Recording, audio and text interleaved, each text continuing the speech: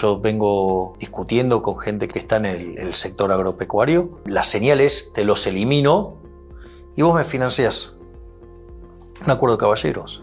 Ir a un acuerdo con el campo, convenís con ellos que financien la transición. Bueno, Javier, un gusto, un placer tenerte. La verdad que espero que estos minutos, este ratito, sea para poder reflexionar sobre la Argentina, ¿no? Y sobre todo en términos económicos. Gracias, Alfredo, por la invitación. Para mí es un placer enorme y la verdad que es un gusto estar aquí. Primera pregunta, Javier, que los jóvenes y los argentinos en general se hacen. ¿El problema de la Argentina es económico, político o ambos? El problema argentino es moral. A ver, ¿qué significa Ha habido eso? todo un trastocamiento de los valores morales que se ha traducido en un modelo decadente. Es lo que yo llamo la idea del modelo de la casta. El modelo de la casta parte de una premisa que dice que donde hay una necesidad nace un derecho. El problema es que las necesidades son infinitas y los derechos alguien los tiene que pagar y los recursos son finitos. Entonces ese conflicto entre necesidades infinitas y recursos finitos, que la economía lo resolvió con la propiedad privada y los mercados libres, esa solución a los políticos no le gusta, y con la idea de la justicia social y la redistribución del ingreso y esa locura que implica, ¿no? Que es robarle el dinero a uno para dárselo a otro, eso se ha manifestado en déficit fiscal. Esos déficit fiscal primero se financia con deuda. Cuando ya no hay más financiamiento, Argentina defaultea. O sea, Argentina es el máximo defaulteador de la historia moderna. Hemos superado ya Ecuador. Cuando ya no hay lugar para la deuda, se recurre a la emisión de dinero. Hemos quitado 13,0 a la moneda, ya le podríamos quitar 2 más, vamos camino a 3. Argentina padece un nivel de inflación verdaderamente escandaloso. Y si no, digamos, recurren básicamente a los controles de precios, que es atacar el derecho a propiedad, o directamente a los impuestos, que es una confiscación. Por lo tanto, fíjate que todas esas medidas, en el fondo, son medidas profundamente inmorales, porque implican robar. Es decir, la deuda implica pasarle la cuenta de la fiesta a nuestros hijos, a nuestros nietos, a los chicos que no votan, a los que aún no han nacido. O lo que es la inflación, que es un robo directamente a los argentinos de bien, o los impuestos, que ya directamente es el robo de manera directa. Por lo tanto, el problema es que Argentina ha dejado de ser el país más rico del mundo para convertirse 140 al tipo de cambio paralelo, y tiene cerca de 45% de pobres, 10% de indigentes. Pensar que Argentina produce alimentos para 400 millones de seres humanos. La presión fiscal en el campo es 60%. Quiere decir que el Estado se lleva los alimentos de 240 millones de seres humanos y hay 5 millones de argentinos que no les alcanza para comer. Es decir, el problema en Argentina es moral. O sea, y esa decadencia moral se traduce en políticas económicas que han hecho de este país un infierno, y que si no modificamos esto, Argentina se va a convertir en el país más miserable del planeta Tierra. Los jóvenes se preguntan, la gente adulta, la libertad, los libertarios, etc. Para explicarle a alguien que no conoce, ¿qué significa la libertad económica? No es solo la libertad económica. O la libertad en términos económicos, como valor. Digamos, ahí me parece que la mejor definición de liberalismo es la que ha dado nuestro máximo prócer de la idea de la libertad, que es el doctor Alberto Venegas Lynch hijo, que dice: el liberalismo es el respeto irrestricto del proyecto de vida del prójimo, basado en el principio de no agresión, en defensa del derecho a la vida, a la libertad y a la propiedad. De hecho, las instituciones con las cuales vos respaldás esto es la propiedad privada, los mercados libres de intervención estatal, la competencia, entendida como libre entrada y salida, la división del trabajo y la cooperación social, donde solamente podés ser exitoso sirviendo al prójimo con bienes de mejor calidad a un mejor precio. Y aquellos países, en el fondo, que son más libres son 8 veces más ricos que los reprimidos. El decil más bajo de la distribución está 11 veces mejor que su par en el país reprimido. Está el doble que el 90% de la gente del país reprimido. Por lo tanto, Hay 25 veces menos de pobres en el formato estándar, 50 veces menos en el formato extremo. La gente vive 25% más. La libertad trae prosperidad, trae felicidad, trae mejores niveles de vida. No solo, digamos, es una cuestión moral, sino que además hasta podría pensarse hasta de manera utilitarista. O sea, igual lo importante es la cuestión moral, porque como dice Israel Kirzner, aun cuando el sistema fuera más eficiente en lo productivo y generara más riqueza, si estuviera construido sobre bases morales impropias no debería ser defendido. Pero justamente, ¿quién podría ponerse en contra de las definiciones que acabamos de dar sobre el sistema de capitalismo de libre empresa, ¿no? Entonces, no solo que el sistema es mejor en lo productivo, sino que además abraza un conjunto de valores morales más elevados que son en el fondo la base de la cultura occidental y que son las que nos han transformado la vida de una manera fenomenal. Pensá que hoy aquellos que están en la situación más precaria de repente tienen mejores niveles de vida que los que pudieron tener emperadores o faraones o reyes a lo largo de la historia. Entonces estamos frente a una época maravillosa y que es una tontería no aprovecharla. Lo que pasa es que la contracara de esto es que hay un conjunto de delincuentes que se aprovechan de esto, que se encargan de sembrar las ideas de la envidia, el odio, el resentimiento, que son los políticos, y que básicamente es abrazar el socialismo. La verdad que el socialismo es siempre y en todo lugar un fenómeno miserable, porque en todos los lugares donde se aplicó generó miseria, hambre, guerra y condiciones de vida verdaderamente espantosas. Así es que a veces resulta como complicado tratar de asimilar por qué no se internalizan estas ideas, pero es porque hay un conjunto de delincuentes que se benefician de esto, que son los políticos, porque son personas que a mercado no tendrían lo que tienen hoy como políticos. Javier, hay mucha frustración en la sociedad argentina, sobre todo de jóvenes, cuando consultan con sus abuelos, padres, y uno ve que recurrentemente la Argentina vuelve a caer, digamos, con inflación alta, con caída del salario real, crisis económicas, etc. ¿Cuál es tu solución para salir definitivamente de esta? Nosotros estamos planeando un conjunto de reformas estructurales en 3 generaciones y en paralelo una reforma monetaria y financiera que a la postre termine con el Banco Central y básicamente terminar así de una vez por todas con la inflación. En cuanto a las reformas de primera generación, nosotros estamos hablando de hacer una reforma del Estado que implique una drástica reducción del gasto público, que elimine muchísimas regulaciones y que eso permita bajar impuestos e ir a un sistema más simple de impuestos. Al mismo tiempo pensamos avanzar en una reforma laboral a ir a un sistema de seguro de desempleo.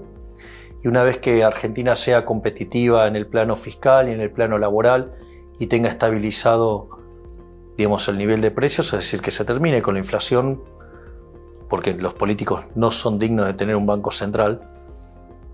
Igual, digamos, el Banco Central no debería existir por una discusión de índole moral, pero más allá de eso, ahí podés abrir la economía y eso generaría un proceso de muchísimo crecimiento por una gran cantidad de años y eso te abriría las puertas de hacer reformas, por ejemplo, continuar con la reforma del Estado para reducir los empleados públicos con programas de retiro voluntario, pero en una situación donde vos estás creciendo mucho, con mucha intensidad en trabajo, con aumento de la PEA, con lo cual, digamos, esas personas encontrarían trabajo. También estamos pensando para la segunda generación lo que es la reforma del sistema previsional, sin vulnerar los derechos adquiridos, y la reforma silenciosa empezaría a tener resultados en lo que es esta segunda generación, que es la eliminación de los programas sociales, pero no porque los eliminas vos, sino porque la gente los deja. Nosotros vamos a llevar el número de ministerios a 8. Vamos a tener el Ministerio de Economía, Relaciones Exteriores, Infraestructura, Capital Humano, Defensa, Seguridad, Justicia y Ministerio del Interior. En el Ministerio de Capital Humano se van a concentrar las actividades vinculadas a lo que tiene que ver con la niñez, con la salud, con la educación y con la integración con el trabajo. De modo tal que es toda una parte de mucho trabajo, por eso lo llamamos las reformas silenciosas, y que recién los resultados se van a ver más adelante, porque creer que el problema de los programas sociales o de los empleados públicos se puede resolver de manera instantánea, eso es mentirle a la gente.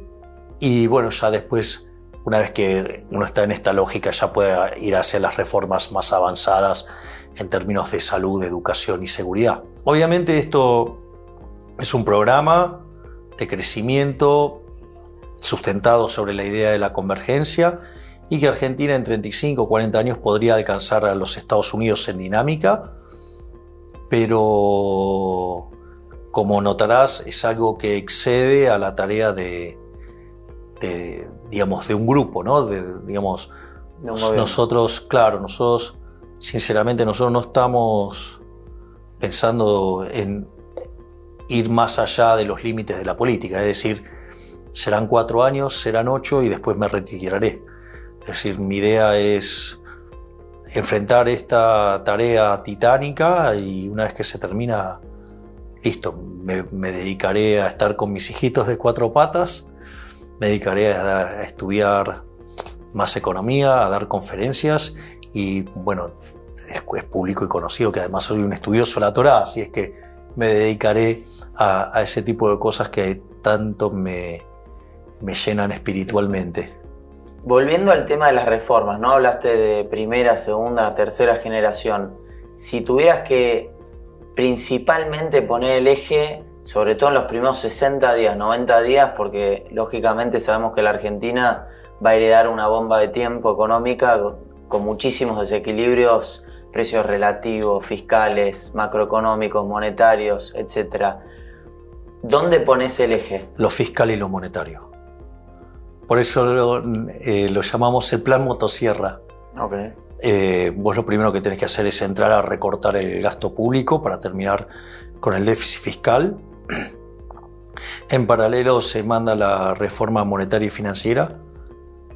En caso de que el Congreso no me lo apruebe, lo mandaría a consulta popular. Y aun cuando la consulta popular, fuera adversa, con los tamaños de recorte fiscal se terminaría con los problemas de tener que monetizar el déficit y eso te permitiría recomponer de una manera más saludable la composición de la deuda, ¿no? Porque cuando vos pasas a tener superávit primario y pasas a ser solvente, rolear la deuda se vuelve algo muchísimo más fácil. Si vos además no necesitas colocar nueva deuda y es más, hasta podés empezar a absorber, verdaderamente la cosa se hace mucho más fácil. Pero para eso tenés que tener la determinación de cortar con el déficit fiscal. Nosotros tenemos planeado eliminar la obra pública yendo a un sistema de iniciativa privada a la chilena. Tenemos pensado eliminar de cuajo las transferencias discrecionales. Tenemos pensado eliminar los subsidios económicos recalibrando la ecuación económica financiera de los contratos. Tenemos pensado terminar con los regímenes de privilegio en las jubilaciones y tenemos pensado avanzar en la eliminación de las empresas del Estado, ya sea o porque se privatizan o porque se las entregamos a los empleados. Pero basta de estos chistes que en realidad son solamente cajas políticas.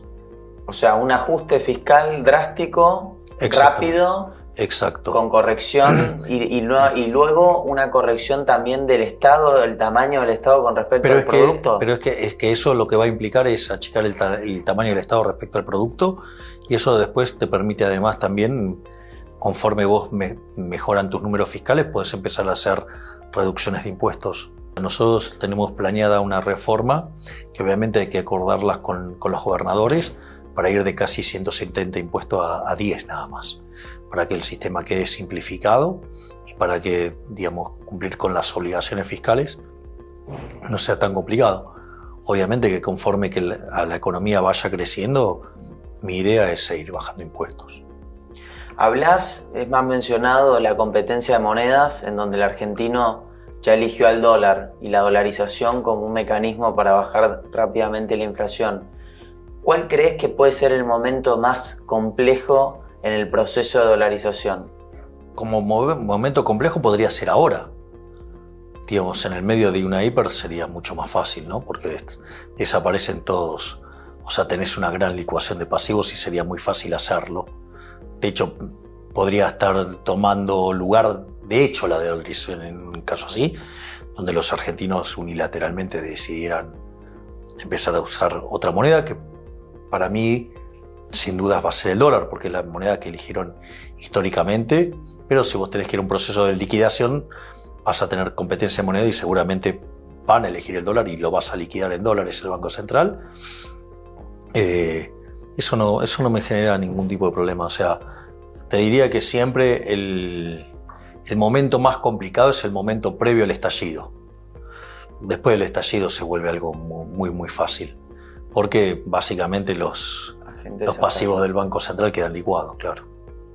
Históricamente, en los últimos años se ha acelerado el mecanismo de la política, de los blanqueos, de las moratorias, de los distintos instrumentos para intentar de atraer capital privado, porque todos sabemos que la economía en la Argentina, el sector privado sí ha ahorrado, y ha ahorrado un PBI de nuestra economía, y sin embargo, bueno, por otro lado la política ha gastado prácticamente en esa y mucha más cantidad.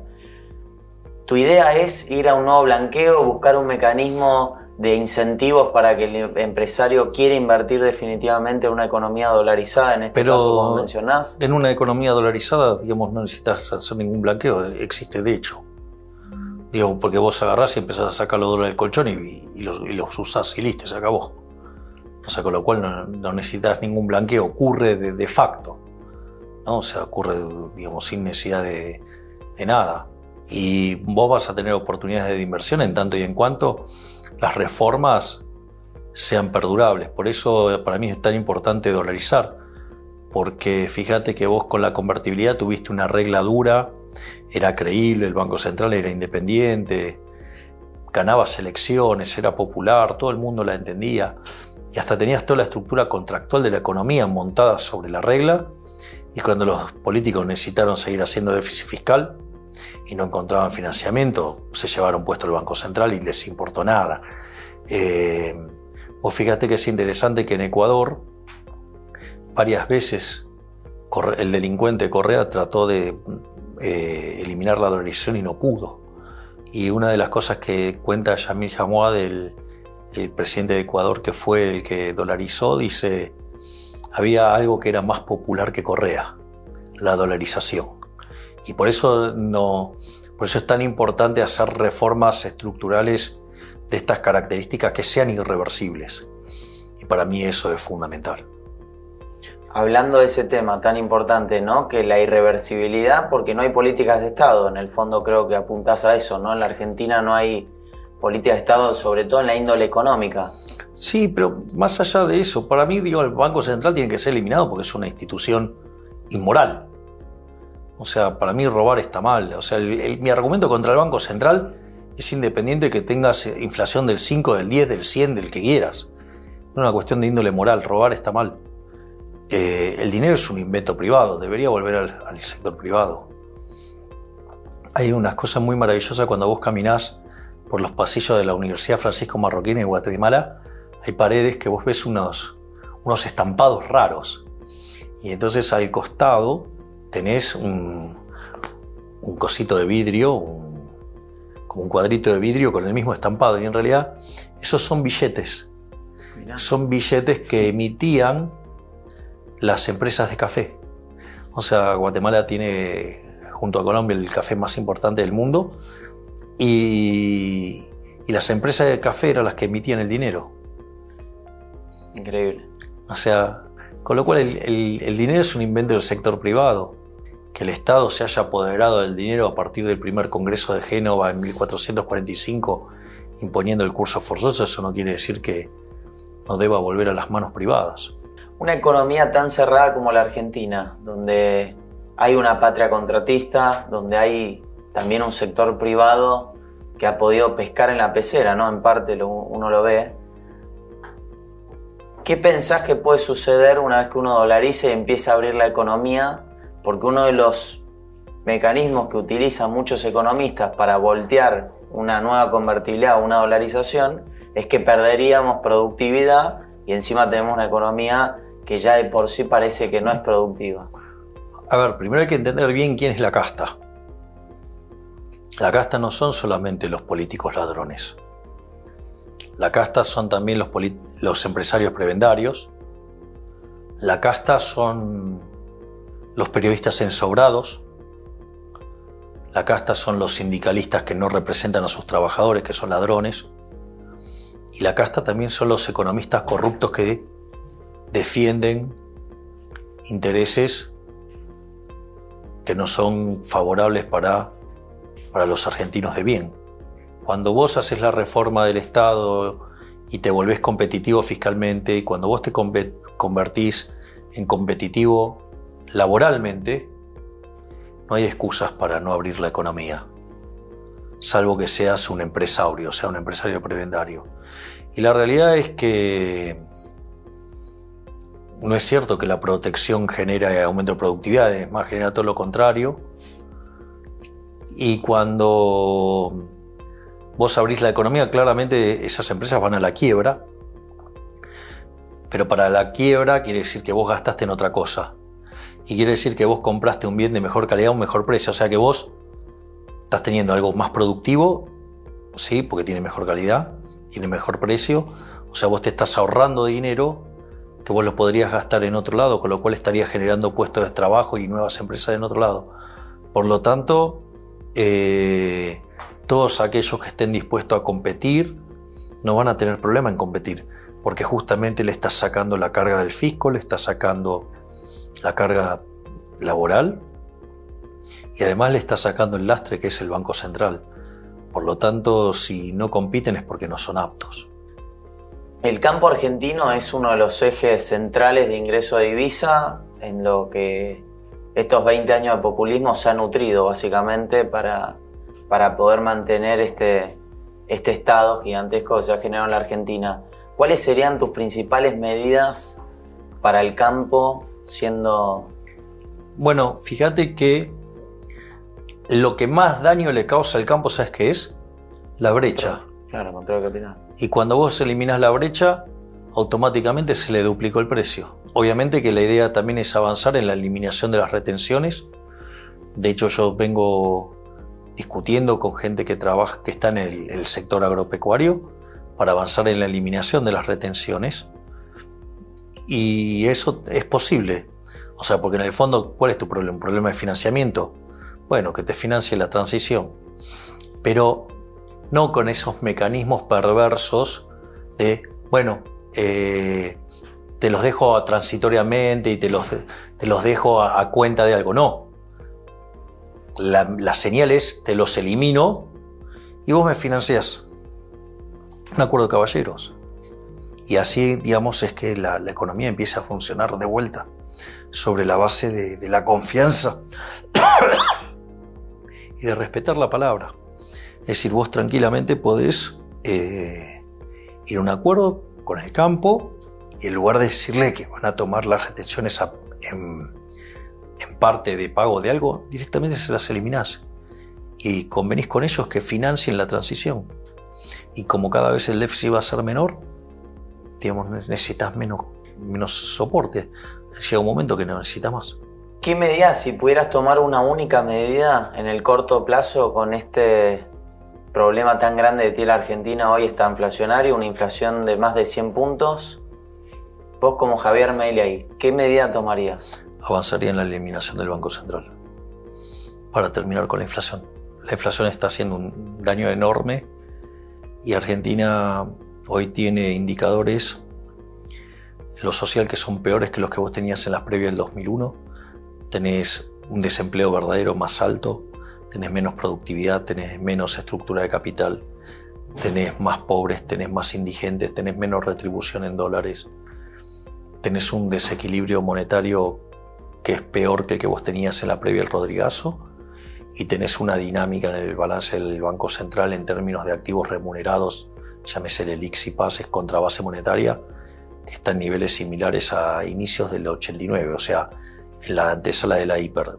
Si vos llegas a tener una profundización del cuadro monetario en línea de una crisis, vamos a tener la peor crisis de la historia argentina y las consecuencias sociales, digamos, es más incierta que la caja de Pandora. Por lo tanto, para mí la resolución del problema monetario es lo más urgente que tenés. Y obviamente que a partir de ahí vos fíjate que una de las cosas que cuenta el expresidente de Ecuador que dolarizó dice, me decían el problema del déficit. Cuando se dieron cuenta que no podían gastar más de lo que tenían, automáticamente ajustaron el presupuesto.